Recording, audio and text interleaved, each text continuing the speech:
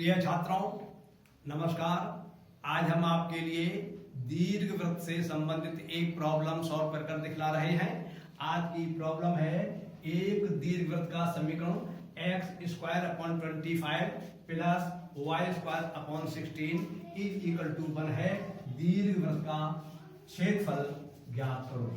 आपको दीर्घवृत्त का समीकरण दिया हुआ है मानक रूप में। इसकी सहायता से आपसे दीर्घवृत्त का क्षेत्रफल कितना है ये ज्ञात करवाया है।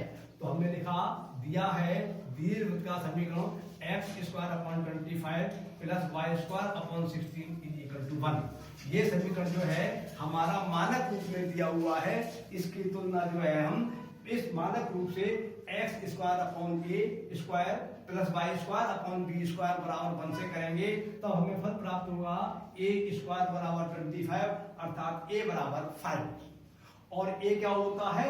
a दीर्घ अक्ष का अगर इस रूप में लिखा हुआ है समीकरण a का मान b से बड़ा है तो a जो है वो 2a जो होता है दीर्घ अक्ष की लंबाई होती है और a जो है अर्ध दीर्घ अक्ष की लंबाई होती है। तो हमें फल प्राप्त हुआ अर्ध दीर्घ अक्ष की लंबाई कह लीजिए आप बराबर a बराबर 5। और इससे तुलना करी हमने तो b स्क्वायर का मान प्राप्त हुआ 16 अर्थात b बराबर प्राप्त हुआ 4। और 2b जो है लव अक्ष की लंबाई होती है और b जो है अर्ध लव अक्ष की लंबाई होती है। तो अर्ध लव अक्ष की लंबाई b बराबर प्राप्त हुई 4 मात्रा 4 मात्रा।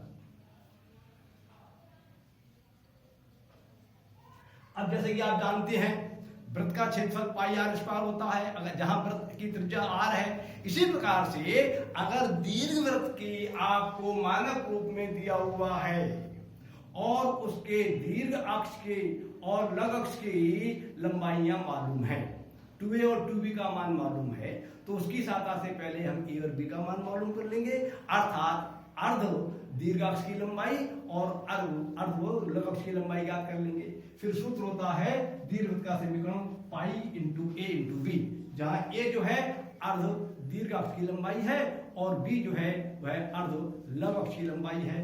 और a और b का मान हम ज्ञात कर चुके हैं। a का मान 5 मात्रक है और b का मान 4 मात्रक है। जब हम इस सूत्र के अंतर्गत b और a का मान लगा देंगे या a और b का मान लगा देंगे और गणना कर लेंगे तभी हमें इस दीर्घवृत्त का क्षेत्रफल प्राप्त हो जाएगा। तो हमने a के स्थान पर 5 लगाया, b के स्थान पर 4 लगाया, पाई सूत्र का वैसा लिख दिया, इसको सिंप्लीफाई करा तो फल प्राप्त होता है 20 पाई मात्रक। अर्थात जिस दीर्घवृत्त का समीकरण ये दिया हुआ है उसका क्षेत्रफल 20 पाई मात्रक के बराबर है।